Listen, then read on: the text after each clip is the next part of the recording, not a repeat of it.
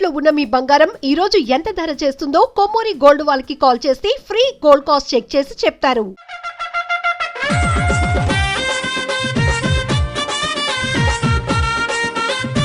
నమస్కారం, welcome to Suman TV. నేను గీతాంజలి. అందరికీ బోనాల పండుగ శుభాకాంక్షలు. గ్రామ పొలిమేరల్లో అపర కాడిలా కూర్చుని ఏ దుష్టశక్తి గ్రామం వెలుపలికి రాకుండా కాచి కాపాడే ఆ చల్లని తల్లికి, ఆ మహాశక్తికి బోనాల్ని సమర్పించే గడియలు ఆసన్నమయ్యాయి.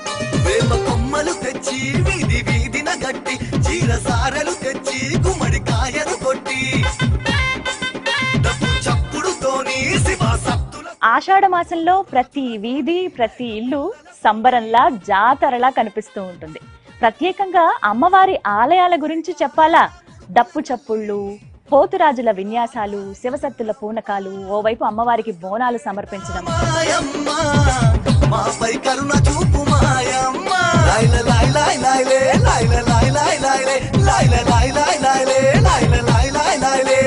ఎంత కన్నుల పండుగగా ఉంటుందో. మరొక్క మాట, ఈ సందర్భంగా అమ్మవారిని చూడాలంటే మన రెండు కళ్ళు సరిపోవు.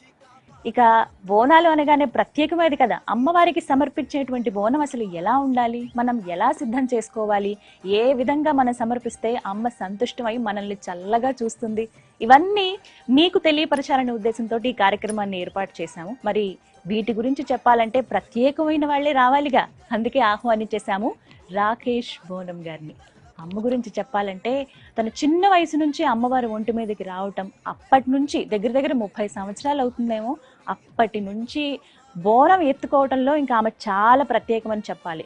ఒక కుండ, ఆ పైన ఇంకొక కుండ, ఇక్కడ వరకే చాలా వరకు పరిమితంగా ఉంటాయి. కానీ 7 అంతరాల బోనం, 5 అంతరాల బోనాన్ని ఎత్తి ఒక రికార్డు క్రియేట్ చేశారని చెప్పుకోవాలి రాకేష్ బోనం గారు.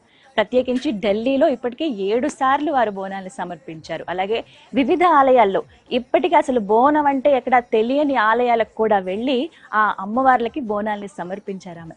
అందుకే వారితోనే మాట్లాడాలి, ప్రత్యేకంగా ఈ కార్యక్రమం ఏర్పాటు చేయాలి అనుకున్నాం. ఇంకా ఆలస్యం చేయకుండా మరి అమ్మతో మాట్లాడేద్దామా? వారికి ఆహ్వానం పలికేద్దాం. అమ్మ నమస్కారం. నమస్తే అమ్మా. బోనాల శుభాకాంక్షలు మీకు కూడా. ఇంకోటి మీ సుమన్ టీవీ ఛానల్ వాళ్ళకి, అందులో బృందానికి, అందరికీ కూడా బోనాల పండుగ శుభాకాంక్షలు. అలాగే తెలంగాణ రాష్ట్ర ముద్దు బిడ్డలందరికీ, భగవంతుని బిడ్డలందరికీ కూడా బోనాల పండుగ శుభాకాంక్షలు. అలాగే మీరందరూ సదిళ్ళ కాలం బాగుండాలని మనస్ఫూర్తి కోరుకుంటూ ఈ బోనం స్టార్ట్ చేద్దాం.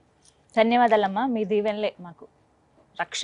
అమ్మ ఇచ్చినట్లుగా, అమ్మ ఒక్క మాట చెప్తే చాలు, అమ్మ మనతో ఉంటే అన్నీ ఉన్నట్లే అంటారు కదా. అమ్మ దయ ఉంటే చాలా సంతోషం. ఈ సందర్భంగా మిమ్మల్ని కలవటం, మీకు ముందుగా కృతజ్ఞతలు తెలియజేస్తున్నాం. ఈ సమయాన్ని కొంత మాకు ఇచ్చారు. చాలా విలువైన విషయాలు ఇవాళ మనం మాట్లాడబోతున్నాం. బోనాలు అనగానే తెలిసిందేగా, ఊరు వాడ వీధి వీధి అంతా సందడే, జాతర. ఇలాంటి టైంలో అమ్మవారిని చూడడానికి నిజంగా 2 కళ్ళు సరిపోమ్మా. ఎంత వైభవంగా ఉంటుంది ఆ తల్లి. ఇప్పుడు నాకు ఎదురుగుండా కూర్చుందేమో అనిపిస్తుంది. ధన్యవాదాలు. చాలా సంతోషంగా మీతో మాట్లాడుతూ ఇవాళ తెలుసుకోవాలన్నది ఏంటంటే, ముందుగా మీ గురించి కొన్ని మాటలు, ఆ తర్వాత ఇవాళ కార్యక్రమంలో అసలు బోనం ఎలా సిద్ధం చేయాలి, అమ్మవారికి ఎలా సమర్పించాలి, ఆ బోనాన్ని సమర్పిస్తే అమ్మ మనకి ఎటువంటి ఫలితాన్ని ఇస్తుంది, అమ్మ మనతో ఎలా ఉంటుంది, ఈ విషయాలు ఇవాళ కార్యక్రమంలో మాట్లాడుకుందాం. ముందుగా మీ గురించి ప్రత్యేకంగా ప్రేక్షకులకి నేనేం పరిచయం చేయక్కర్లేదు, ఆల్రెడీ చెప్పాను. ముందుగా 7 ఏళ్ల నుంచి మీరు ఢిల్లీలో బోనాన్ని సమర్పిస్తున్నారు కదా, అది చాలా అరుదైన గొప్ప విషయం. అసలు మీరు ఏ వయసు నుంచి అమ్మా ఇలా అమ్మవారు మీకు రావటం కానీ, మీరు బోనాన్ని సమర్పించడం అనేది? 7 సంవత్సరాల వయసు నుంచి అమ్మవారు రావడము. అప్పుడు తర్వాత 7 ఏళ్ళు ఉన్నప్పుడే రాగానే ఎవరైనా ఒప్పుకోరు. ఏ తల్లిదండ్రులైనా కానీ చదువుకోవాలి, చేయాలి, ప్రయోజకుడు కావాలనే చూస్తారు తప్ప భగవంతుడు మాకు దానం చేసి అన్నా చేయరు. సాక్షాత్తు జగన్మాత వచ్చినప్పటికీ కూడా కన్నది తల్లిదండ్రులు కాబట్టి వాళ్ళు ఏదో ప్రయోజకుడిని చేయాలని చూస్తారు కాబట్టి అలాగే చదువుకోవాలి అని వాళ్ళు బోధించిండ్రు. ఆ బంధం వాళ్ళకల్లా లాగుతుంటుంది కదా. అమ్మవారు 24 గంటలు వస్తూనే, సతాయిస్తూనే, తింటున్నప్పుడు, పండుకుంటున్నప్పుడు ప్రతిదానికి అమ్మవారు వస్తూ, నాకు నా పిల్లగాన్ని ఒప్పజెప్పు, నేను ప్రయోజకుని చేస్తా, నేనే లక్ష్మి, నేనే సరస్వతి, నేనే పార్వతి, అన్ని అవతారాలు నాయనప్పుడు నాకు ఒప్పజెప్తే నేను చూసుకుంటాను కదా చాలా చక్కగా అని అన్నది. అలా కొన్ని సంవత్సరాలు గడిచింది, ఒక 2-3 సంవత్సరాలు గడిచినాక 14 సంవత్సరాల వయసు రాగానే, 13-14 సంవత్సరాల వయసు రాగానే అమ్మవారు బోనం ఎత్తాలి అని చెప్పింది. అలా 7 ఏళ్ళప్పుడు కూడా ఎత్తిన, కానీ అలాగే కంటిన్యూ చేయకుండా మధ్యలో బ్రేక్ వచ్చింది. ఆ 3-4 సంవత్సరాల 13-14 సంవత్సరాల వయసుకే 7 అంతరాల బోనం, నేను ఎంత ఎత్తున్నానో అంత ఎత్తు ఆ బోనం కూడా ఉంది. అంటే రాకేష్ బోనం అనగానే అసలు ప్రత్యేకత అది కదా, 5 అంతరాలు 7 అంతరాలు, అసలు అది ఎలా సాధ్యం? చూస్తున్నంతసేపు అమ్మమ్మ గుండెలు ఎలా పట్టుకుంటాం అంతే, అసలు ఎలా ఇది నిజంగా అమ్మవారిది, అమ్మవారి అలా వచ్చిందా అన్నట్టు అనిపిస్తుంది. మీరు అది పట్టుకునే విధానం, మోయగలిగే విధానం అనేది ఒక్కసారి తల మీద పెడితే తిరిగి మళ్ళీ మనం ఎప్పుడు కూడా అమ్మవారికి సమర్పించేదాకా చేయి కూడా పెట్టడానికి వీలు ఉండదు, ఎందుకంటే అమ్మవారే మోసుకుంటది. అదే మీరైతే ఒక అంతర బోనానికి అది గుడి వరకు వెళ్ళే వరకు ఆ చీర సింగులు పైన అనుకుంటూ అలా అలా ఎవరికి ఏ నూనె మీద పడుతుందో ఏ కంచుడు ఎక్కడ పడుతుందో తెలియదు. అంటే నార్మల్గా వెళ్ళే వరకే కంచుళ్ళు కానీ నూనెలు పడుతున్నాయి. అంటే మేము ఆల్మోస్ట్ గాలిలో కూడా అమ్మవారు ఎగరడము, దుంకడము, ఉరకడము ఎన్ని చేసినప్పటికీ ఒక యాపాకు కూడా రాలి కింద పడది. అలా అమ్మవారు అంత సత్యం చూపించడానికి ఏమో అనుకుంటా. నాకు ఒప్పజెప్పు అంటే అప్పుడు అమ్మ చాలా ఆలోచన చేసి తర్వాత 13-14 ఏళ్ళ వయసుకు సరేలే అమ్మ, నీతో నేను కొట్లాడేటట్లు లేను, నీతో కొట్లాడి కూడా నేను గెలిచేటట్టు లేను, నా పిల్లగా నేను చేస్తావో చేయి, నీ ఇష్టం, నీకు ఉపజెప్తున్నా అంటే ఉపజెప్పినంత మటుకు ఏ జోగినినో లేకపోతే పెళ్లి కాకుండానో అలాగే ఉంచేయను, పెళ్లి చేస్తాను. 25 సంవత్సరాలు కాగానే ఒకవేళ నీ కొడుకు వద్దన్నా కూడా ముక్కుకు తాడేసి నేను చేస్తా అని చెప్పి అలా మేనమడదల్ని మేనమామ వాళ్ళ కళ్ళకి పోయి నా పిల్లగానికి పలానా పిల్లగాని మీ అమ్మాయిని ఇయ్యండి అన్నట్టుగా మా అమ్మ రూపంలో పోయి చెప్తే వాళ్ళు మళ్ళీ ఆ విషయం మాకు చెప్తే, ఎందుకంటే ఇలా ఈ రూపంలో ఉన్న వాళ్ళకి ఎవరైనా ఇయ్యాలంటే వెనుక ముందు అవుతారు అట్లా. కాబట్టి అలా మేనమామ వాళ్ళ కళ్ళలోకి వెళ్ళి చెప్పడము, తర్వాత ఇస్తాంలే మా మేనల్లుడే కదా అని వాళ్ళు కూడా ఆనందంగా, అమ్మవారి రూపమేగా అది కూడా ఎంత గొప్ప పేరు తెచ్చుకుంటున్నాడు అలాంటి అతనికి. ఎందుకంటే ఇంకోటి మా మేనమామ అదే మా భార్యకి కూడా తల్లిదండ్రులు లేరు. ఫస్ట్ తల్లి ఉండే, ఈ మ్యారేజ్ కాకముందు తల్లి ఉండే, తర్వాత ఆమె చనిపోవడం జరిగింది. అలా హాయిగా నాకు ఇవ్వడం జరిగింది. చాలా చక్కగా కూడా అందమైన పిల్లలు పుట్టడం కూడా జరిగింది. అలా మీకు ఎంతమంది సంతానం? ఇప్పుడు సంతానం ఒక అబ్బాయి, 3 కూతుర్లు ఉండే, ఒక ఆమె కాలమైంది. విన్నాం. అమ్మ దగ్గరికి వెళ్ళింది అనుకోవాలి, ఇంకా ఇచ్చేది ఆవిడే, తీసుకునేది కూడా ఆవిడే. కానీ ఎన్నేళ్ళు అవుతుంది మొత్తం? అంటే అన్ని కష్టాలు అనుభవిస్తూ వచ్చిన కాబట్టి ఒక చెట్టుకు పూసిన పూత అంత పూత చెట్టుకే ఉండదు, కొన్ని రాలిపోతాయి. అన్ని పూసిన పూత ఉండదు, కాసిన కాత కూడా ఉండదు, కొన్ని పండ్లు రాలిపోతాయి. కాబట్టి అలా మనకు సంతానం ఎంత ఇచ్చినప్పటికీ అల్లకిలో ఒకడు ఆ భగవంతుడు దోసుకపోతాడు. ఆ సంగతి మనకు తెలుసు. ఇంకోటి దేవాన దేవతలు కూడా ఎన్నో బాధలు అనుభవించిన వాళ్ళు కాబట్టి ఆ కష్టాన్ని నేను అలా గుండెకి తీసుకున్నా, ఎందుకంటే అందరూ పడ్డవాళ్ళే బాధలు. కాబట్టి అలా కూతురు పోయిందని చెప్పిన మరుక్షణమే కొన్ని రోజులు బాధపడ్డ తర్వాత అది ఆత్మకు ఆస్వాదిస్తూ ఆమె ఎక్కడికి పోలే, అమ్మ కానీ నా కూతురుగా నాతోనే ఉన్నారు. ఎందుకంటే వాళ్ళతో నేను రాలే, నాతో వాళ్ళు రాలే. అందుకే ఇంకా మన జీవితం ఏమున్నదో మనం ముందుకు నడిపించాలి, ఇక్కడికి డెడ్ ఎండ్ చేస్తే కాదు, ఎవరి గురించో మనం డెడ్ ఎండ్ చేయడానికి వీల్లేదని అలా జీవితం ఇంకా ముందుకు తీసుకొని వెళ్తున్నాం. ఈ తెలంగాణ బోనాన్ని కూడా ఇంతవరకే కాకుండా మనం ఇంకెక్కడెక్కడనో చేస్తే బాగుంటది అని చెప్పి 3000 కిలోమీటర్ల దూరం ఉన్న అస్సాం కామాఖ్య అమ్మ తల్లి శక్తిపీఠం, 13వ శక్తిపీఠం వామాచారం పూజలు, అక్కడ దున్నపోతులు 108 దున్నపోతులు దిగుతాయి, యాటలు దిగుతాయి. అక్కడ అమ్మవారికి రక్తపాతం ఇష్టం, ఎందుకంటే ఆమె రక్తపాతంతోనే యోని ముద్ర అక్కడ పడింది. కాబట్టి శ్రీలోక చించారని శ్రీచక్రవాసిని శ్రీ కనకదుర్గాదేవి అంశంలో ఆ యోనిలో శ్రీచక్రాన్ని పెట్టుకొని అమ్మవారు ఈ సకల జగతి వెళ్తూ ఉన్నది. అలా అమ్మవారి దగ్గర కూడా బోనం చేస్తే, మామూలు దర్శనానికి వెళ్దామని వెళ్ళినాము, బోనం చేస్తే బాగుంటది. ఎప్పుడు తెలంగాణలోనే తిరుగుతుంటారు అందరూ, ఎవరో ఒకరు దాటించాల, తెలంగాణ బార్డర్ దాటించాల, ఏ మహారాష్ట్రనో కర్ణాటకనో ఇంకెక్కడెక్కడనో చేస్తే కొద్ది బాగుంటది, అక్కడ ప్రజలోకని కూడా చూపించినట్టు ఉంటది అని చెప్పి అలా అక్కడ కూడా ఫ్లైట్ లో వెళ్ళినాం. కాబట్టి మేము ఇక్కడ నుంచి బోనం బిందెలు, త్రిశూలాలు, ఖడ్గాలు తీసుకపోలే, అక్కడనే ఒక మార్కెట్ లోనే బోనం సెట్ కొన్నా, త్రిశూలం తలవార్లు కొన్నా, అక్కడనే ఊదిచ్చిన. అక్కడ ఇంకోటి ఏంటంటే అక్కడ వాళ్ళకి ఇంకా హ్యాపీనెస్ ఏంటంటే వాళ్ళ స్టైల్లో చేసిన బోనం. ఇక్కడనేమో మనం ఎండి విగ్రహాలు అవి పెడతాము, అక్కడ చాటలో అమ్మవారు ఉంటది, ఫేస్ చాటలో 4 దిక్కుల 4 ముఖములు పెట్టిన చాటలు అతకబెట్టిన, అది కూడా తెలివి కావాలి, పెట్టి ఆ చాటలు అతకబెట్టి మళ్ళా ఆ తల్లి అనుగ్రహం చూడు మా పైన, ఒక్క చాట కూడా ఊచిపోలే. ఎందుకంటే ఏ చాట కింద పడ్డా అయ్యో బోనంకు రథభంగం జరిగిందేమో అని అనిపిస్తుంది మనకి. కాబట్టి చాలా అందంగా బోనం అంటే ఇంకోటి చేస్తే ఎలా ఉంటది అక్కడ వాళ్ళ ఫీలింగ్, దగ్గరకు వస్తారా రారా, ఇక్కడికనే ఏదో కొబ్బరికాయ కొడతానమ్మా, కొబ్బరికాయ కొట్టిరు మన మీదకి వచ్చేస్తుంది, అది డిస్ట్ కొబ్బరికాయ, అమ్మ డిస్ట్ ఉంటేనే కొడుతుంది కదా, ఏదైనా డిస్ట్ ఉంటేనే నిమ్మకాయ దొక్కుతుంది కదా అమ్మవార్లు వచ్చినప్పుడు అని, ఏదైనా డిస్ట్ ఉంటేనే కదా కొరికి కూడా పడేసేది, అక్కడ కొరికి పడేసిన నిమ్మకాయ జ్యూస్ చేసుకుని తాగుతున్నారు, కాళ్ళ కింద తొక్కిన నిమ్మకాయని జ్యూస్ చేసుకుని తాగుతున్నారు, అలాగే కొబ్బరికాయ కొడితే కోతులు చేతుకపోయిన విధంగా తీసుకుపోయి తినేస్తున్నారు. అప్పుడే ఎంత అంటే ఆ ఫీలింగ్ మనం చేస్తేనే అది తెలిసింది, మనం చేయకపోతే తెలియదు. కాబట్టి ఈ ఈ 18 శక్తి పీఠాల అష్టాదశ శక్తి పీఠాలల్లా ఇలా బోనం చేస్తే ఇలాంటి రెస్పాన్స్ ప్రతి దగ్గర దొరుకుతుంది అనేది నాకు అనుభవం వచ్చింది. అమ్మ, ఇంతమంది అమ్మవార్లు ఉంటారు, అన్ని అమ్మ రూపమే, కానీ ఒక్కొక్క పేరుతో ఒక్కో చోట ఆవిడ కొలువై ఉంది. ముందుగా మీకు ఏ అమ్మవారు వచ్చారు మీ దగ్గరికి? ఏ అమ్మవారు? నాకు రేణుకాదేవి అమ్మవారు అంటే మొదట సిగం ఊగింది ఆమెని, సిగం అనేది అంటారు కదా, పూనకము సిగం అనేది ఏ అమ్మవారు ఊగలే, ఫస్ట్ ఊగడమే పూనకం ఊగడమే రేణుకాదేవి అన్నమాట. లందగోళంలోకి వెళ్ళి బయటికి వచ్చేటప్పుడు గాని, లందగోళంలో దుంకేటప్పుడు గాని మొదలు ఊగింది ఆమె, మొదలు బోనం చేసింది ఆమె, మొదలు బోనం ఎత్తుకుంది కూడా అమ్మవారే. అందుకే చాలా మందికి వచ్చే అమ్మవారు కూడా రేణుకాదేవి ఎక్కువగా. చాలా మంది ఇప్పుడు తెలంగాణలో ఎంతమంది పూనకాలు ఊగే వాళ్ళు ఉన్నా అందులో ఒక 30% మల్లన్న సిగము, పోషమ్మ సిగం అట్లుంటది, మిగతా ఎక్కువ మంది రేణుకాదేవి. ఎందుకు రేణుకాదేవి ఎక్కువ వస్తది అని అంటే, అయితే రేణుకాదేవిని పరశురాముడు బాధలు పెడుతున్నప్పుడు జమదగ్ని వారి భార్య అన్నమాట, భరత జమదగ్ని భార్య రేణుకాదేవి. అయితే ఆ స్వామివారు ఏదైతే పుట్ట మీద చనిపోతారో ఆ సమయంలో 24 సంవత్సరాల వయసు వచ్చేదాకా పరశురామునికి నన్నెవరు చంపుతున్నారో పేరు చెప్పొద్దు, చెప్తే ఆ చిన్న కుర్ర వయసులో పోయి ఏం చేయలేడు.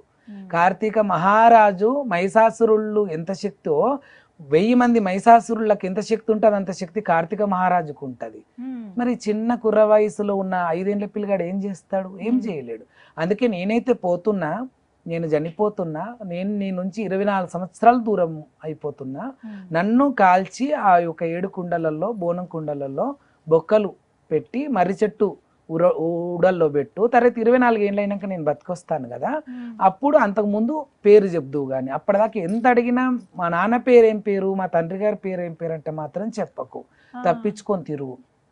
అలా తప్పించుకొని తిరగడంలోనే పరశురాముడు ఇక 5 ఏళ్ల పిల్లగానప్పుడు ఎవరెవరితో ఆడుతుంటే, నువ్వు తండ్రి చచ్చిపోయినాక పుట్టినవురా, నీకు తండ్రి లేకుండా పుట్టినవు, మీ అమ్మ రంకుతనం చేసింది బొంకు వలుకుతుంది రేణుకాదేవి, మీ అమ్మ మంచిది కాదు, నీకు మీ అమ్మ మంచిది అనుకుంటే మీ తండ్రి గారు ఎవరో తెలుసుకో అని చెప్పేసి వీళ్ళందరూ తిట్టడము, అందరి పిల్లలతోని ఆడుకోనియకుండా పరశురాముడిని గెంటేయడం ఇవంతా వస్తుంటే ఆ 5 ఏళ్ల పిల్లగానప్పుడే ఉగ్రరాముడు అయిపోతున్నాడు అనమాట. భార్గవరాముడు ఉగ్రరాముడు అయిపోయి ఆ గండ్రగొడ్డలి తీసుకొని ఇక మా అమ్మ ఎంట పడతా, మా తండ్రి గారి పేరు చెప్పేదాకా నేను ఎంట పడతా అని పడుతున్నప్పుడు ఈ అమ్మవారు తప్పించుకుంటుంది. ఎన్ని రకాలు కొట్టిండంటే అన్ని రకాల చిత్త వేదన పెట్టిండు. ఏ అమ్మవారు బాధలు పడాలి, ఈ ఒక్క అమ్మవారే పున్నామ నరకాన్ని చూసింది, ఆ తల్లి జగన్మాత. అలా చూసినప్పుడు ఈ పరశురాముడు వెంట వస్తున్నప్పటికీ ఆ దెబ్బల నుంచి తప్పించుకోవడానికి 12 కులస్తుల ఇళ్ళకు వస్తోంది. వచ్చి గుమ్మానికి 5 బొట్లు పెట్టి, అమ్మ మీ ఇంట్లో నాకు జాగియండి, గోపాదం అంత జాగ ఇస్తే నేను పామునై చుట్ట చూదురుకొని ఉంటా, నాకు ఎంత పెద్ద జాగ నాకు అవసరం లేదు, ఇంత అరిచే మందం జాగియండి అమ్మ అంటే కూడా, అమ్మో మీ పరశురాముడా వస్తే మమ్మల్ని బతకనిస్తాడా, చంపేస్తాడు అని చెప్పి 12 కులస్తులు పోయిరామ్మ అనడమే సరిపోయింది. అలా అందరు గుమ్మాలకైతే బొట్టు పెట్టుకుంటూ వెళ్తుంది కాబట్టి అందరి ఇళ్లలో కూడా ఆ తల్లి కులదేవతగా నిలుస్తూ వెళ్తుంది. ఆ సంగతి వాళ్ళకి తెలిసిందో లేదో ఆ రోజు, కానీ ప్రతి ఇంటికి గుమ్మానికి బొట్టు పెట్టింది కాబట్టి ఆడిపడిచి అయిపోతుంది. ప్రతి ఇంటికి ఆడబిడ్డ ఆమె, 96 కోట్ల మంది దేవతలకి ఆడబిడ్డ ఆమె. అటువంటి జగన్మాత అందరి గుమ్మానికి బొట్టు పెట్టింది కాబట్టి ఆల్మోస్ట్ అందరి ఇళ్లలో నిలుస్తూ వెళ్తుంది. ఆఖరికి గౌన్లవారు, గొల్లవారు, శాలవారు, ముత్రాశి వాళ్ళు, అన్ని క్యాస్ట్ వాళ్ళు అమ్మని పంపించడమే సరిపోతుంది.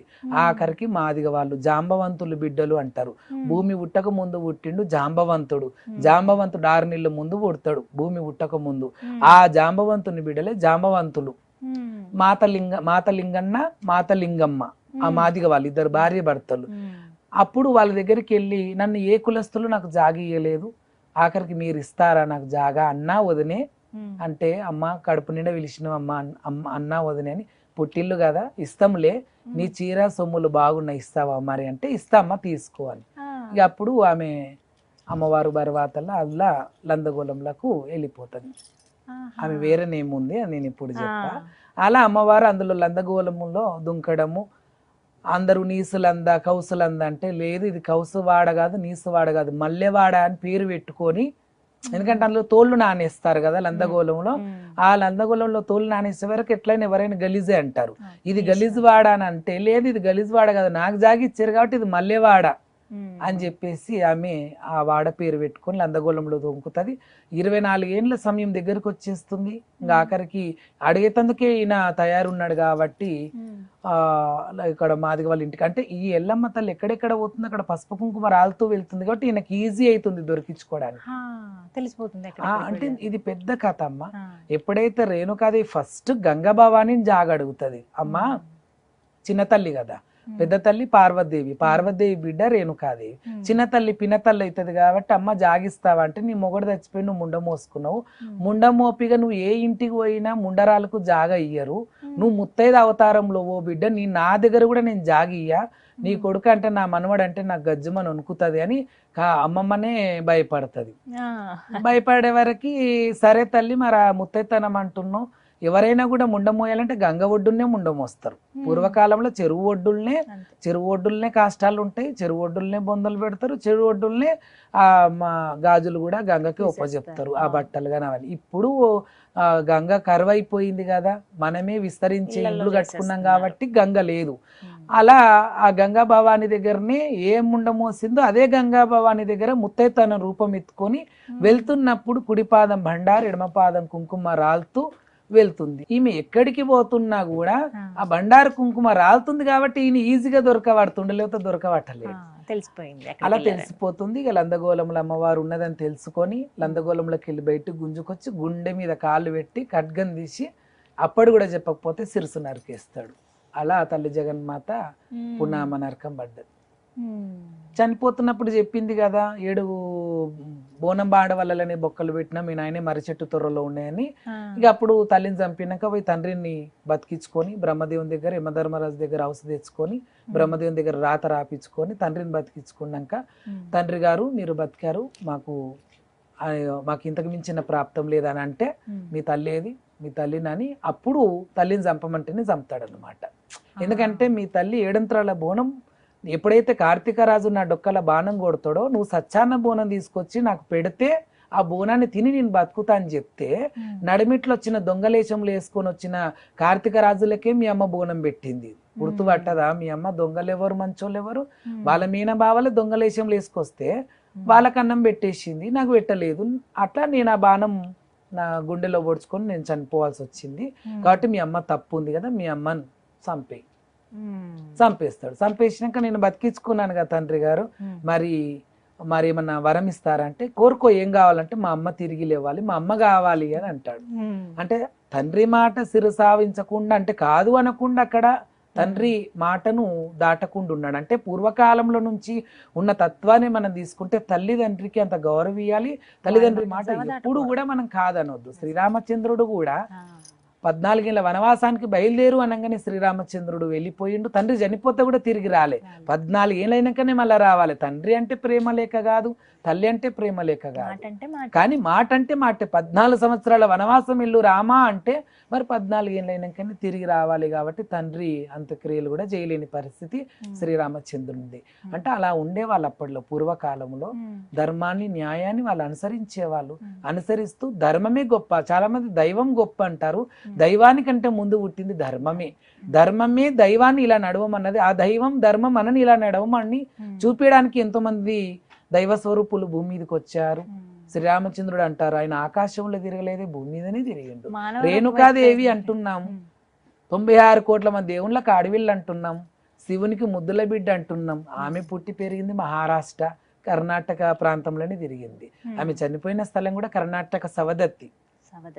ఆమె ఇష్టపూర్తిగా వెలిసింది తుల్జాభవాని అవతారంలో ఉన్నది.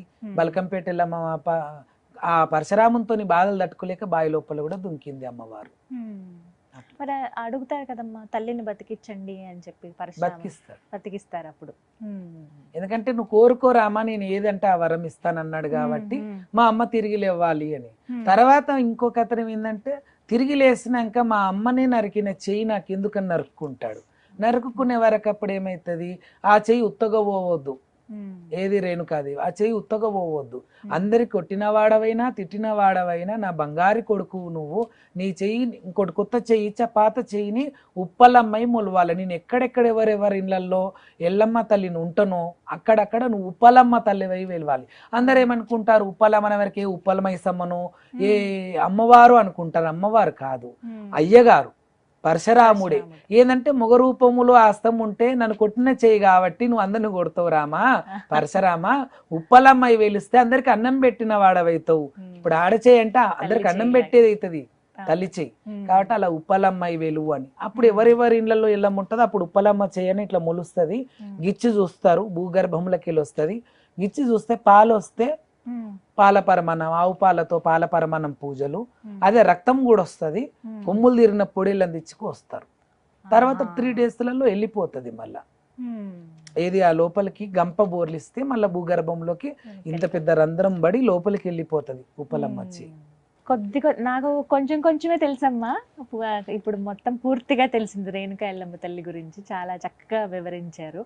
బల్కంపేట ఎల్లమ్మ అమ్మవారి విశిష్టత ఏంటండి? అసలు ప్రతిష్ఠించిన విగ్రహం అమ్మవారు స్వయంగా అక్కడ వెలిసారా? స్వయంభూ చెప్పాను కదమ్మా. బల్కంపేట ఎల్లమ్మ కూడా పరశురామంతో తప్పించుకోవడానికి బావిలో దుంకింది. ఇప్పుడు మనం కూడా ఒక కొడుకు బాధలు తట్టుకోలేకపోతే ఏదైనా సూసైడ్ చేసుకోవాలనుకుంటాం, ఒక భర్తది కూడా తట్టుకోలేకపోతే ఏదో చేసుకోవాలనుకుంటాం. అలా ఆయన సామాన్యంగా పెట్టలేడు కదా బాధలు, చాలా బాధలు పెట్టిండు. ఒక్కరోజు ఎండకే మనం నిన్న మొన్న ఎండలకే తట్టుకోలేము. ఒక్కో రోజు ఎండని ఆ కాలంకు ఆ ఎండ ఎట్లుందో మనకైతే తెలియదు, కానీ ఒక్కో రోజు ఎండకే తట్టుకొని అటువంటి ఎండను 7 రోజుల ఎండను ఒక్కనాడు కొట్టేటట్లు చేసి ఒక బండను సలసల మలిగేటట్లు చేసి బట్టలు ఉడవీక ఆ బండ మీద బొర్లిచ్చిండు. ఎందుకంటే ఎప్పుడైతే బొగ్గలు రావో అప్పుడే నువ్వు నిజంగా ప్రతివర్తవు, నువ్వు మా తండ్రికే కన్నదానవు, లేకపోతే రంకుతనం చేసి బొంకు వలుకుతున్న ఎల్లమ్మ వైతవు అని ఆయన ఖబర్దారని ఎప్పుడు ఆయన ఆమె వెనుకనే వాడేటోడు. అలా ఎన్నలేని బాధలు పెట్టిన ఆమె అమ్మవారు కళ్ళల్లో మాత్రమే దెబ్బలు లేవు, కన్ను రెప్పల మీదకి వెళ్ళి సహా ఆమె పెయి నిండా దెబ్బలే. ఆమె అసలు ఈ జన్మ నాకు, ఈ పుట్టుక నాకు ఎందుకు వచ్చింది అన్నంతలా. అయితే చిన్న కథనం ఏంటంటే సాక్షాత్తు శంకరుణ్ణి అడుగుతుంది అన్నమాట అమ్మవారు. ఏమని, నేను భూగర్భం మీద మానవ స్త్రీనై జన్మించాలనుకుంటున్నా, మరి జన్మిస్తా తండ్రి అంటే, భూమి మీదకి అడుగుపెట్టిన మరుక్షణమే నీ శక్తులు అన్ని మాయమైపోయి ఒక సాధారణమైన స్త్రీగా ఉంటావు, ఎన్ని బాధలు వచ్చినా తట్టుకోవాలి రేణుక, తట్టుకుంటావా అని. ఇంకోటి చెప్పాలన్నా ఇదే విషయంలో, రేణుక ఆమె పేరు, ఎల్లమ్మ కాదు. ఎప్పుడైతే ఎల్లమ్మ అని ఇంతకుముందు చెప్పాను కదా, అందరి ఇళ్లలోకి బొట్టు పెట్టుకుంటూ వెళ్తుంది అని, ఏ ఇళ్లల్లో దాగినా బయటికి వెళ్ళమ్మా బయటికి వెళ్ళమ్మా బయటికి వెళ్ళమ్మా, ఓ రేణుక బయటికి వెళ్ళమ్మా అనే దాంట్లో ఎల్లమ్మగా ప్రసిద్ధి చెందింది ఇక్కడ తెలంగాణ రాష్ట్రంలో. మిగతా ఆంధ్ర, మహారాష్ట్ర, కర్ణాటకలో మాత్రం రేణుకాదేవి, ఎల్లమ్మ అని మాత్రం అస్సలు విలువరు. తుల్జాపురం రేణుక, సవదత్తి రేణుక, ఇలా ఎల్లమ్మ మాత్రం తెలంగాణలోనే ఇక్కడనే ఎక్కువ తిరిగింది, ఆమె సెంచరీ వెళ్ళింది కాబట్టి ఇక్కడనే ఎల్లమ్మ. రేణుక అని కూడా అన్నారు ఇక్కడ, సామాన్యంగా ఆ పేరే రాదు. మనకి ఎల్లమ్మ తల్లి గుడికి పోతున్నాం, మా ఇంట్లో ఎల్లమ్మ మనకి అక్కడ కూడా రేణుక ఉంది, కానీ ఆ రేణుక అనే పదం మన నోటికి రాదు. అలా ఆ తల్లి ఆయన నుంచి తప్పించుకోవడానికి బల్కంపేట బావిలో దుంకుతే, అమ్మో మా అమ్మ ఇల్లు కూడా ఉన్నదా అని ఈయన చచ్చిపోయిన రూపం చూపిస్తుంది అన్నమాట అమ్మవారు.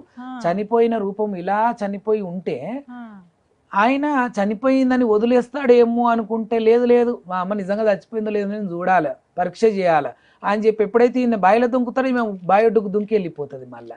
అందుకే కింద చనిపోయిన రూపం లాగా ఉంటది బల్కంపేటలో. ఇంతవరకు తలక ఇట్లా క్రాస్ ఉంటది కదా, అది అమ్మవారి రూపమే.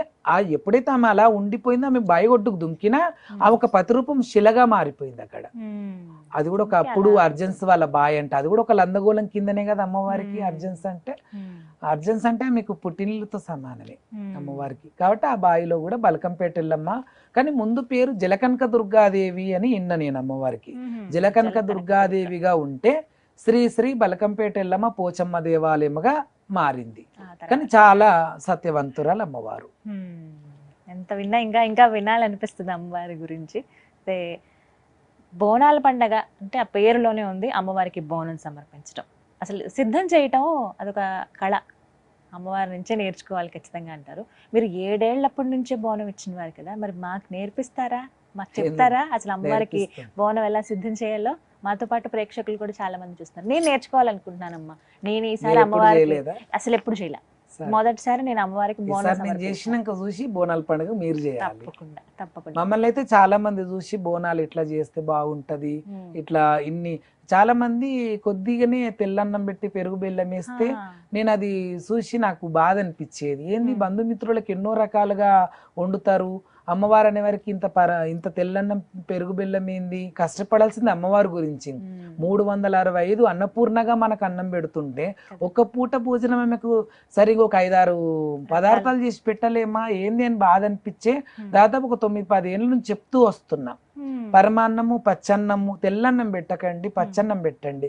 ఎందుకంటే అందులో కొన్ని రకాలుగా మేకపసరు గాని, యాపాకు గాని, గుమ్మడికాయ గింజలు గాని అన్ని కూడా పిసికి బలిగం పందిస్తారు. ఊరు పచ్చగా ఉండాలి, వాడ పచ్చగా ఉండాలి, పల్లె పచ్చగా ఉండాలి అని, తెల్లన్నం తల్లి పచ్చగా ఉండాలని ఎట్లా అంటారు? కాబట్టి ఇంకోటి పసుపు యాంటీబయాటిక్, పచ్చన్నం అంటే అందులో పసుపు ఉంటది, ఇంకా మళ్ళీ మీదంగా పసుపు వేసి మళ్ళీ విసుకుతారు. కాబట్టి సకల రోగ నివారణం ఆ తల్లి జగన్మాతనే కదా అన్నిటిని పారగొట్టేది. అందుకే తెల్లన్నం పెట్టకండి, పచ్చన్నం పెట్టండి, పరమాన్నం ఆవు పాలు బెల్లం వేసి పరమాన్నం పెట్టండి అని చెప్తూ వస్తున్న. బూరెలు, పూరీలు, వడలు పెట్టుకునే వాళ్ళు వడలు కూడా, కానీ ఎప్పుడు నేను వడలు చెప్పను. ఎక్కువ పూరీలు, బూరెలు, పెరుగు, బెల్లము, పచ్చి పులుసు ఇవి ఎక్కువ చెప్తుంటాం. వీటి గురించి ఇంకా అంటే ఒక 4-5 ఐటమ్లు ఎక్కువ పెరిగినాయి కదా. వాళ్ళు ఏంది, వీళ్ళకేమో చికెన్లు, మటన్లు, చేపల వేంపులు, ఎన్నెన్నో ఐటమ్లు, వాళ్ళు అదే బిజీ ఉంటే ఇక్కడ అమ్మవారికి ఎవరికో చిన్న పిల్లకోప చెప్పిన తెల్లన్నం ఎంతసేపు వండుతుంది? అదా మనం చేయాల్సింది? ఒక పొయ్యి దగ్గర మనం పెట్టుకున్నాం, బొట్లు పెట్టినాము, కంకణం కట్టినాం అంటే అమ్మవారికి ఎన్ని రకాలు చేయాలి. వరలక్ష్మి వ్రతం అంటే ఎన్ని ప్రిపేర్ చేస్తాం మనం. కాబట్టి ఒక అమ్మవారికి మనము 365 రోజులు ఇచ్చిన అమ్మకు నెత్తి మీద పెట్టుకొని తీసుకొని పోతున్నాం అంటే ఆ అమ్మకు కూడా ఎన్నో కడుపు నిండా ఆమె కంట్లకి ఎదురుగా ఇంత నైవేద్యం పెడితే చాలా ఆనందపడుతుంది, సంతోషిస్తుంది. తర్వాత అమ్మ సిద్ధం చేశారు ఇలా పసుపు, తర్వాత విగ్రహాలు పెట్టడము, తర్వాత అందులో నైవేద్యం మనం వండుకొచ్చినాం కదా అవన్నీ అందులో పెట్టి ఆపాకు పెట్టి దీపం పెట్టడం చేద్దాం.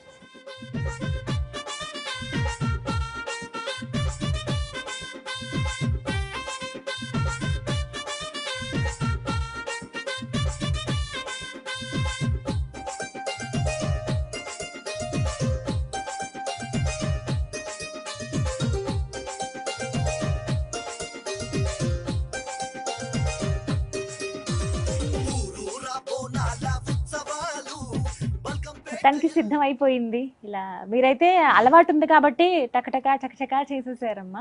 ఇంతేనా? ఇదే పద్ధతి? ఆల్మోస్ట్ 1 అవర్ పడుతుంది. నిజమే, గంట అయితే 1 అవర్ పడుతుంది. కొందరు అంటారు 2 గంటలు కూడా పడుతుందమ్మా బోనం చేయడానికి అంటారు.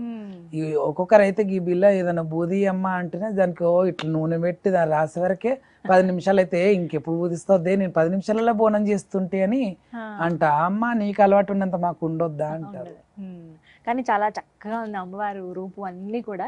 మీరు ఎప్పుడు ఇలాగే సిద్ధం చేస్తారు? ఇలాగే మనం అందంగా తయారైతే అయిపోదు కదమ్మా. బోనం మనకంటే మించి అందంగా ఉండాలి కాబట్టి ఎంత అందంగా ఉందో చూడండి. నిజంగా చాలా చాలా బాగుంది చూడడానికి. ఇక్కడే అమ్మవారు కూర్చుందా అన్నట్టుగా అనిపిస్తుంది. చాలా మంది నార్మల్ గా బోనం బూదిచ్చేసి ఇంత తెల్లన్నం పెట్టి పెరుగు బెల్లం వేస్తారు. ఇప్పుడు మీరే చూస్తారు ఎన్నో పదార్థాలు అందులో మన నైవేద్యం, పరమాన్నం పెట్టినాం, పచ్చన్నం పెట్టినాం, పెరుగు, బెల్లము, తోటకూర, కోయిగూర పోసి పెట్టకుండా వేయించాల.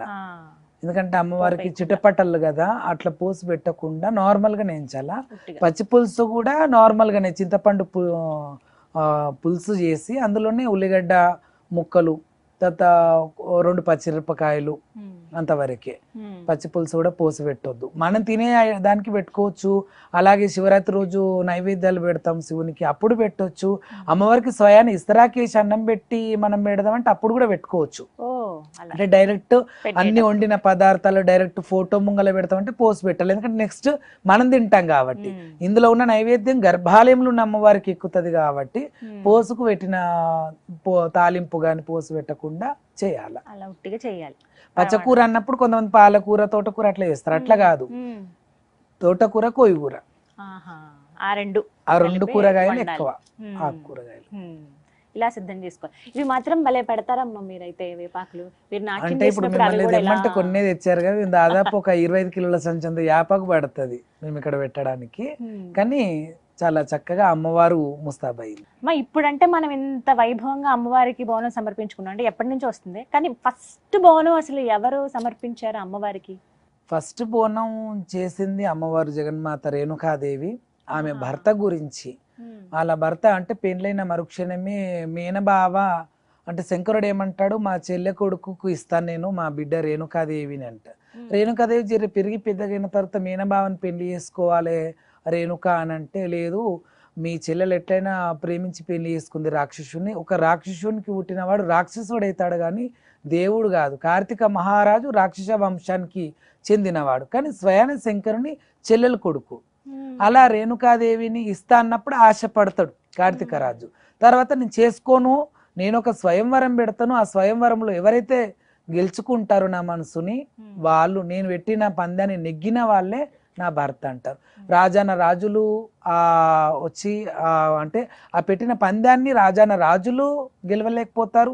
కార్తీక మహారాజుకు కొన్ని లక్షలాది మంది రాక్షసులకు ఎంత బలం ఉంటుంది అంతే బలం కార్తీక మహారాజుకు ఉన్నప్పటికీ కూడా గెలవలేడు. సాధువ సన్యాసి అచ్చగాడు బిచ్చగాడు అంటారుగా, అలా ఒక బిచ్చగాని రూపంలో ఉన్న జమదగ్ని తపస్సులు చేస్తూ చేస్తూ అలా ఉన్నది ఆయన ఆకారం. అలాంటి వాడు రాగానే ఇక్కడ ఉన్న ఎంతో మంది అంటే బలశాలులు ఉన్న రాజులందరూ ఈ బిచ్చగాడు ఏం గెలుస్తాడు, ఈ ఋషి ఏం గెలుస్తాడు అనుకుంటారు. కానీ జమదగ్ని ఋషే గెలిచి రేణుకాదేవిని కళ్యాణం చేసుకోవడం జరుగుతుంది. తర్వాత ఒక బ్రాహ్మణుని వేషంలో కార్తీక రాజు వచ్చి జమదగ్నికి రేణుకాదేవికి అంటే వరుగులు అంటారు కదా, పులి మేక ఇట్లా వస్తాయి కదా, అలా మేక జమదగ్ని పులి రేణుకాదేవి అయింది. వీళ్ళిద్దరికి సరిగా జాతక చక్రం కుదరలేదని చెప్పేసి శంకరుణ్ణి భ్రమలో వేసి, ఒక బ్రాహ్మణి రూపంలో వచ్చిండు కదా కార్తీక మహారాజు, శంకరుడు కూడా భ్రమలో పడిపోతాడు. అట్లనా ఎటువంటి శక్తులు లేనోడా అండ్ జాతకం కలవనోడా జమదగ్ని. సరే జమదగ్ని ఏ విధంగా సాధుతాడని ఇచ్చినావు, ఒక మహారాజుకు కాదు నీ బిడ్డని ఇచ్చింది, సాక్షాత్తు శంకరుని బిడ్డను ఒక సాధువ సన్యాసికి ఇచ్చినవి ఎట్లా సాధుతాడు నీ బిడ్డని అని చెప్పేసి అలా ఒక వైరం తెస్తాడు. తెచ్చి, ఓ జమదగ్ని ఎలా నువ్వు నా బిడ్డను సాధగలుగుతావు, నువ్వు ఎక్కడ చూసినా జపములు తపములు చేసుకునే సన్యాసివి, నువ్వు ఎలా నువ్వు చేయగలుగుతావు అని చెప్పేసి ఒక మధ్యలో అంటే ఒక పుల్ల మాదిరి వేసి వెళ్ళిపోతాడు. అలా నేను తర్వాత కొన్ని శక్తులు తెచ్చుకున్నాకనే రేణుకాదేవిని నేను నా కుటీరానికి తీసుకొని పోతా, అప్పటిదాకా నీ దగ్గరనే ఉండనని నొష్ట బాసింగము అవన్నీ కూడా తీసి ఆ కళ్యాణ మండపంలో పెట్టేసి నేను తపస్సుకు వెళ్తున్నా, కొన్ని దివ్యశక్తులు తెచ్చుకున్నాకనే నేను మీ మాటకు సమాధానం ఇవ్వగలుగుతాను అని చెప్పేసి అక్కడ జరుగుతున్న కథనానికి ఇక ఆయన కూడా ఆ బాసింగాలు తీసి కంకణము అష్టకంకణం తీసి వెళ్ళిపోతాడు. ఆ పోయేటప్పుడు రేణుకాదేవి అంటది, నువ్వు అడవిలోకి వెళ్తున్నావు, ఏదైనా పాము బూషో కరుస్తే ఎట్లా, తర్వాత నేనేమన్నా పులులు తింటే ఎట్లా, నేనేమన్నా నాగ సర్పాలు కాటేస్తే ఎట్లా, నీకేమన్నా అయితే అపాయం నాకు ఎట్లా తెలుస్తుంది అని. ఇది పెద్ద స్టోరీ అమ్మాయింది. అయితే తర్వాత అంటే మధ్యలో ఎంతో పెద్ద స్టోరీ ఉంది, ఆ స్టోరీ చెప్తే ఇంకా 1 or 2 hours కూడా అవుతుంది. అయితే తర్వాత ఏమంటాడంటే ఈ రేణుకాదేవి ఏమంటాడంటే, నీకేమన్నా అపాయం అయితే ఎట్లా అని అంటే, నీకు తెలుస్తుంది, నీకు స్వప్నంలో అయినా తెలుస్తుంది, లేకపోతే ఇక్కడ ఒకటి నేను తులి చెట్టు పెట్టిపోతున్నా, మల్లె చెట్టు కూడా పెట్టిపోతున్నా, నాకేమన్నా అపాయం అయితే అవి ఎండిపోతాయి అంటే, ఎండ వస్తే కూడా అవి ఎండిపోతాయి, నేను 2-3 రోజులు నీళ్ళు వేయకపోతే కూడా ఎండిపోతాయి, నేను దానికి ఒప్పుకోను అంటది. తర్వాత నీకేమన్నా అపాయం అయితే నాకు తెలవాలి, నాకు మంచి సూచనలు అంటే నీకు ముండమోపి రూపం వస్తుంది అంటాడు జమదగ్ని. అప్పుడు నీకు ముండమోపి రూపం రాగానే నీకు బొట్టు రాలిపోతుంది, నీ మెట్టలు వలిగిపోతాయి, నీ చేతి గాజులు వలిగిపోతాయి అంటే, అవన్నీ కూడా కాదు స్వామి, ఏదైనా తట్టు తలిగితే కూడా మెట్టలు వలిగిపోతాయి, ఏదైనా చెట్టు కొమ్మ తలిగితే కూడా గాజులు వలిగిపోతాయి, నిలువు నిష్ఠారం ముండమోపి అవుతావు. అమ్మా నేను ఇంత ముత్తైతనం రూపం నాది, ఇంత ముండమోపి రూపం వచ్చిందంటే నా భర్తకు ఏదో అయ్యింది, కానీ ఏదో అవుతుంది అని ఎందుకు నాకు దీవనార్తి పెట్టి తోలుతున్నావు రేణుక, నువ్వు మంచిగా పోయి మంచిగా నీకు మంచిగా జపము తపము ఉపం అన్ని మంచిగా చేసుకొని వస్తావు స్వామి, నువ్వు గెలిచి వస్తావా అని అనాలి. ఎవరైనా రాజు పోతే వీర తిలకం దిద్ది పంపుతారు కదా, అలా పంపకుండా నీకు ఏదో అవుతుంది అని అపశకనం ఎందుకు వచ్చింది రేణుక, నీ కొననాలిక మీద పుట్టుమచ్చున్నది, నువ్వు ఏది అంటే అది అవుతుంది, అలాంటిది నువ్వు ఎందుకు నాకు ఇది వినాడితే ఇచ్చి పంపుతున్నావు నువ్వు అని చెప్తాను. తదాస్తు అని పోతాడు. అంటే ఏదో కావాలనేది ఇక వాళ్ళ కథనం. ఇంకా ఆయన అక్కడికి వెళ్ళిపోయి ఎంత ఘోరమైన తపస్సు చేసినో తెలిసిన జమదగ్ని మీకు. మనం ఇలా సకల ముక్కలం కూర్చునేకనే 10 నిమిషాలు మనకు అయితలేదు. ఆయన స్వామి అందరూ నిలబడో కూర్చోనో పద్మాసనం వేసుకునో చేస్తాను. పుట్ట మీద ఆకు మీద వక్క మీద గుండు సూది మీద జమదగ్ని తల, ఆకాశానికి పాదాలు చేస్తారు ఎవరైనా. అంత సప్త ఋషువులలో నవసిద్ధులలో గొప్ప ఋషి కదా ఆయన. జమదగ్ని అంటే సాక్షాత్ శంకరుడే ఆ అంశలో వచ్చిండు, పార్వతీదేవి రేణుకా అంశలో వచ్చింది అంతే. కానీ ఆ తత్వం కొంతమందికి తెలియదు. జమదగ్ని అంటే ఎవరో, రేణుకాదేవి అంటే ఎవరో, శివుని బిడ్డనే. కానీ శివునికి తల్లి ఆమెని, శివునికి ఇల్లాలు ఆమెని, శివునికి బిడ్డ ఆమెని, శివునికి మనమరాలు కూడా ఆ తల్లి. ఆ తల్లి ఇన్ని పాత్రలు ఉంది. ఇప్పుడు స్త్రీమూర్తి అంటేనే అమ్మమ్మ, నాయనమ్మ, అత్తమ్మ, అన్ని వరుసలు ఒక స్త్రీమూర్తి. స్త్రీ ఎన్ని రకాలు ఉందంటే ఒకటే రకం ఉంది, ఆమెనే స్త్రీ అంతే. ఆ ప్రకారంగా ఎప్పుడైతే పుట్ట మీద ఆయనకు బాణం కొడతారో కార్తీక రాజు, అప్పుడు ముండమోపి రూపం రాగానే ఈ సచ్చాన బోనం ఎట్లా చేసింది అనుకుంటున్నారు? ఎక్కడనో పోయి కుమ్మరుల దగ్గర కుండదేలే, ఎక్కడనో పోయి బియ్యం కొనుకరాలే మనలాగా, ఎక్కడనో పోయి యాపాకి ఏదో తెచ్చుకోలే, ఎక్కడనో దుకాణం పోయి పసుపు కుంకుమ తెచ్చుకోలే. అమ్మవారు సముద్రంలో ఉన్న అడుగుల మట్టి, సముద్రంలో ఉన్న అడుగుల మట్టిని తీసింది, ఆ ఇసుకని కుండగా చేసింది. ఒక్కరోజు కొట్టే ఎండ కాకుండా 7 రోజుల ఎండను తెచ్చుకుంది, ఎండబెట్టుకుంది. రోలు అరిచేయి, రోకలి ఈ కుడి చేయి, అలా ఒడ్లు దంచుకుంది. కన్నురెప్పలతో బియ్యం జరిగింది, కన్నీటితో కడిగింది. ఈ గద్వ 2 రొమ్ములు చేసి బోనాన్ని, 7 అంతరాల బోనాన్ని వండింది. వండినాక మరి కుండలు అలంకరణం చేస్తేనే అందం. ఇప్పుడు ఈ బిందెలు ఇంతమంది మీరు చూపించిన నార్మల్గా ఉండే, ఇప్పుడు చూడు ఆ తల్లే వచ్చి ఇక్కడ కూర్చుందేమో మన ఇద్దరి మధ్యలో అన్నట్టుగా ఉంది. అయితే ఆ తర్వాత మరి కావాలి కాబట్టి ఎవరికైనా ఏ ఆడవిల్లైనా సుమంగలిగా ఉండాలంటే అమ్మగారు మెయిన్ కారణం అయితే వాళ్ళే. పెళ్ళైన తర్వాత ఒక ఇంటికి పోయినాక కూడా వాళ్ళు బియ్యం పోస్తుంటేనే మనకు అప్పుడప్పుడు వాళ్ళు పసుపు కుంకుమలు చీరసారాలు పెడుతుంటేనే మన సౌభాగ్యం అనేది రెట్టింపు అవుతుంది, మనకు కూడా నలుగురు ఉన్నారు అనేది ఉంటుంది. అమ్మవారు కూడా తానంత తన బలగం ఉంది కాబట్టి, ఒరే కొమరవెల్లి మల్లికార్జున తమ్ముడా మల్లన్న, నాకు ఇట్లా బండారు కుంకుమ పంపి నేను మీ బావని బతికించుకోవాలి, నేను బోనం బూదించుకోవాలి అని చెప్పేసి అడిగితే, చిలకరామ చిలక మీద ఒక రెక్క మీద కుంకుమ, ఒక రెక్క మీద బండారు పోసి ఆ యొక్క తమ్ముడైన కొమరెల్లి మల్లన్న పంపితే ఇగో ఈ బండారు కుంకుమతో ఇలా చక్కగా పూజించుకుంది. కానీ ఆ తల్లికి ఎవరు సహాయం చేయలే బోనం ఎత్తడానికి, దింపడానికి, ఇవన్నిటికి. తర్వాత ఏం చేసింది? బోనం పూజించుకుంది, అఖండ దీపం వెలిగించుకుంది. ఎత్తాలిగా 7 అంతరాలు అంటే మన అంత హైట్. అవి ఎలా చేసుకుంది? భూమి మీదకి వెళ్ళి తీసింది, మొకాల మీద పెట్టుకుంది, మొకాల మీదకి వెళ్ళి భుజాల మీద పెట్టుకొని బోనం పెట్టుకుంది. బోనం దేని మీద పెట్టుకుంది? ఇప్పుడు నేను బోనం ఎత్తుకోవాలంటే చుట్టబట్ట కావాలా, బట్ట. కానీ అమ్మవారికి పుట్టలో చేయి పెట్టింది, నాగసర్పాన్ని గుంజింది, చుట్టగా తయారు చేసుకుంది నాగసర్పాన్ని. ఆ 7 అంతరాల బోనాన్ని ఎత్తుకుంది, కదిలి వెళ్ళిపోతుంది. ఊగుతూ ఆడుతూ రడివేడి శబ్దాలు చేస్తూ అలా అమ్మవారు కదిలిపోతుండగా వాళ్ళ మీనబావలి దొంగలేశంలో వచ్చి ఈ బోనం ఎప్పుడైతే జమదగ్ని తింటాడో అప్పుడు బతుకుతాడు, బతుకొద్దు అంటే మనమే దీన్ని ఎంగిల్ చేయాలా అని చెప్పేసి అమ్మవారి బోనాన్ని ఎంగిల్ చేయడం జరిగింది. అలా అమ్మవారు 7 అంతరాల బోనం ఎంగిలి బోనం, నాది 5 అంతరాల బోనం సచ్చాన బోనం అని పేరు పెట్టుకుంది. అందుకే 7 అంతరాల బోనం చాలా తక్కువగా నేరుగా కనిపిస్తాయి, ఎవరు కూడా చేయరు ఎక్కువ. నేను చిన్నగా ఉన్నప్పుడు ఇప్పుడు ఎత్తుకోలేదు. 5 అంతరాల బోనం మాత్రం మరీ చేస్తూనే ఉంటాం. మీరు ఎన్నోసార్లు చూసినాను కూడా చెప్తున్నారు.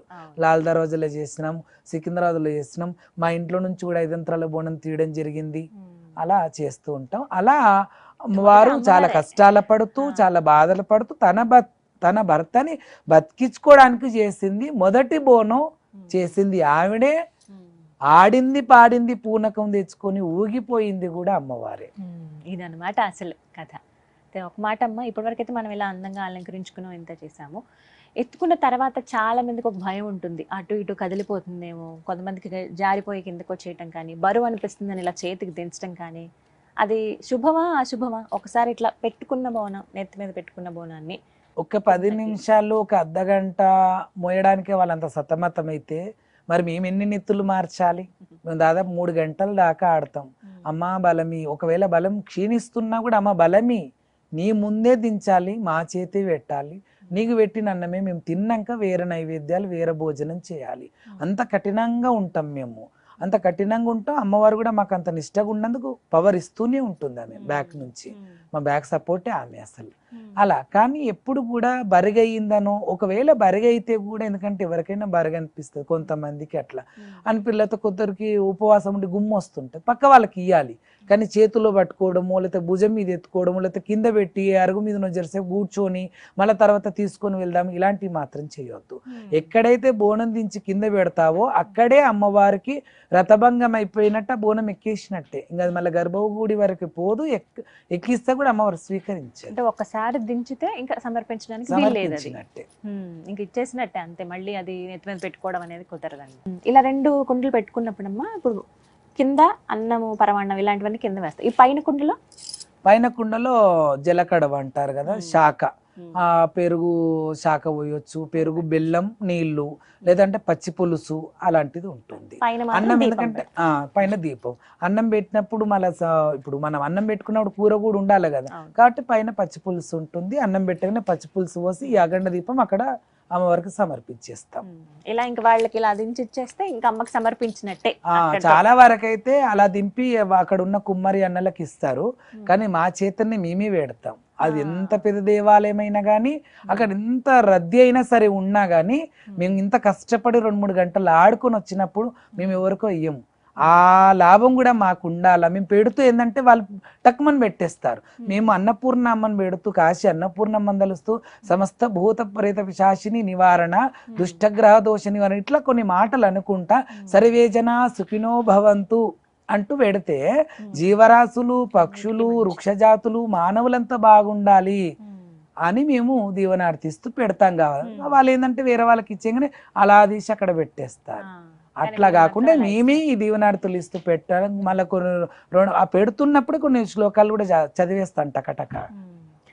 ఇలా అమ్మవారికి బోనం సమర్పించడం వల్ల అమ్మవారి ఇచ్చేటువంటి ఫలితం ఏంటి? చాలా మంది దానికోసం ఎదురు చూస్తారు. అంటే ఎప్పుడు పెట్టని వాళ్ళు కావచ్చు, మొదటిసారి పెట్టేవాళ్ళు కానీ, ప్రతి సంవత్సరం అమ్మవారికి సమర్పించేవాళ్ళు. అంటే ఏదో ఆశించి చేయొద్దు. అలా ఆశించి చేస్తే కూడా అమ్మవారు, అమ్మో ఇది పలానోళ్ళు ఇది కోరుకుంటా నాకు పెడుతున్నారు, వీళ్ళకి నా మీద ప్రేమ లేదు. అమ్మ ఇప్పుడు మనం పిల్లల్ని కన్నాం, ఒక ఆడపిల్లని కన్నా, ఒక మగ పిల్లగాని కనంగానే వాళ్ళు ఒక 3 ఏళ్ళకి రాగానే స్కూల్ వేయాలని తెలుసు. ఆడపిల్ల ఒక 13 ఏళ్ళకి పెద్ద మనిషి అయితే పండగ పబ్బం చేయాలని తెలుసు. ఇంకో 20 ఏళ్ళు రాని పెళ్లి చేయాలని తెలుసు, అబ్బాయికైనా అమ్మాయికైనా. అంటే మన పిల్లలకి ఏం చేయాలో మనకు తెలిసినప్పుడు ఆ జగన్మాతకు మనకెప్పుడు ఏమి ఇయ్యాలో అమ్మకు తెలుసు. సర్వాంతర్యామి జగన్మాత. ఆమెకి ఎందుకు మనం అడగడము? అంతా బాగుంటే చాలమ్మా, నువ్వు సంతోషంగా ఉండు, నువ్వు ఈ బోనాన్ని మంచి స్వీకరించు, మాకేం కావాలనో చూసుకో తల్లి అంటే ఆమెను చూసుకుంటది కదా, ఇస్తది కదా. ఆమె ముందర పోయి నువ్వు చేస్తావు ఇంత భక్తి, కోరుతావు ఇంత. ఒక్కొక్కరు బోనాన్ని పెట్టి మాకు ఇల్లి అమ్మ, గూడి అమ్మ, ధనమి అమ్మ, దానిమి అమ్మ, మిద్దెలి అమ్మ, మేడలి అమ్మ, ఎందుకు అవన్నీ ఇస్తది.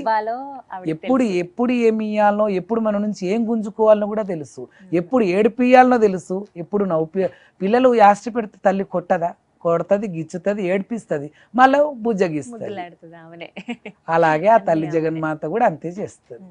చాలా చక్కగా చెప్పారమ్మా. చాలా విషయాలు తెలుసుకున్నాను ఇవాళ మీ ద్వారా. నేను ఇప్పటి వరకు వినడం, ఏవో వీడియోస్ లోను అలా చూడటం వరకే మిమ్మల్ని, కానీ ఇలా ప్రత్యక్షంగా చూడటం, ప్రతి సమయానికి నన్ను చూసినందుకు కూడా మీకు పేరున ధన్యవాదాలు. ఇలాగే యూట్యూబ్ లో కానీ టీవీ ఛానల్స్ లో వీక్షించిన వాళ్ళందరూ కూడా పేరున అందరికి కూడా ధన్యవాదాలు. అమ్మవారి అనుగ్రహం ఎప్పటికి ఉంటుంది. ధన్యవాదాలమ్మా. ఇంకా దీపం వెలిగించి అమ్మవారికి సమర్పించడం. జేవలో బలకంపేటెల్లమ్మకు, జేవలో జగదాంబే మాతాకి, జేవలో సికింద్రాబాద్ ఉజ్జయిని మాంకలమ్మకు, జేవలో గోలుకొండ జగదాంబే మాతాకి, జేవలో లాల్ దర్వాజ సింహవాహిని మహాకాళి మాతాకి, జేవలో బలకంపేటెల్లమ్మకు.